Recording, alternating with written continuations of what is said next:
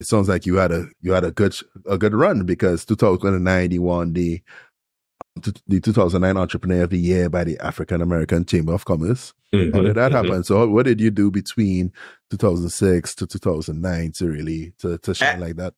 Actually, what it was, when I had done well in real estate, well, with my real estate brokerage, I wind up buying, it was, it was a salon. It was like a barbershop slash salon, a little small mom and pop type venue that, again, I was, money was coming in hand over fist. And this lady who my brother worked at her shop. He was my barber. And so I went in one day and she was looking to sell, and what she was selling for, I mean, the equipment was worth more. So I was like, oh, I'll buy it. I don't know anything about cutting hair, doing hair, any of that, but I'll buy it. And because of the mentorship I had from the gentleman in real estate, I understood that, man, I want to understand everything about the business. Yes, I may not be a barber. I may not be, somebody who does hair, performs these services, but I want to understand the principles of the business. Because if you understand the principles of the business, then you can build something that can scale.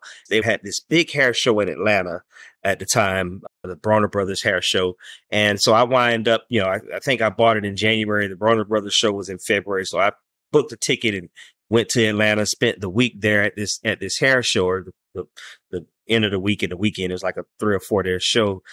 And I took a lot of the business classes. So they got all kind of classes that take place at these things, and classes on how to cut hair, do all different kind of techniques. But they also have salon management classes.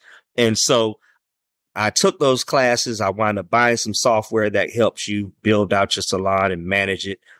Came back and remodeled this place, wind up recruiting, people to work in there because I understood marketing. And so I built it out. And we outgrew that space, man. And I wound up buying a building. Again, this is the real estate background. I wound up buying a building that was 4,000 square feet. We wound up, building this space out and building into now it wasn't just a salon, but it was a full day spa, man. So we had all the services that you could think of: the hair, the nails, the esthetician that deals with the skin, had private rooms and all of that. And so I had my real estate office in the same building and this salon in the same building. And really what we did a lot of is we did a lot of community development, meaning we did a lot of things to give back to the community.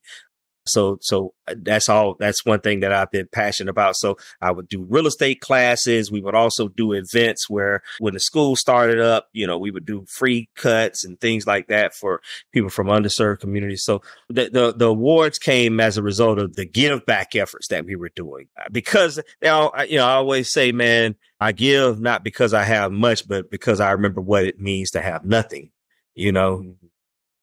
I remember what it means to have nothing. And so it's always been kind of that philanthropic side of me.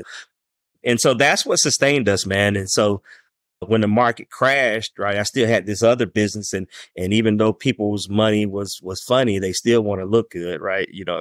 I may not have any money, but I want to look good, right? I don't have to look like I'm broke, right? And so that kept us sustained. And I ultimately sold that building and that business, and that kind of rolled me through the next couple of years.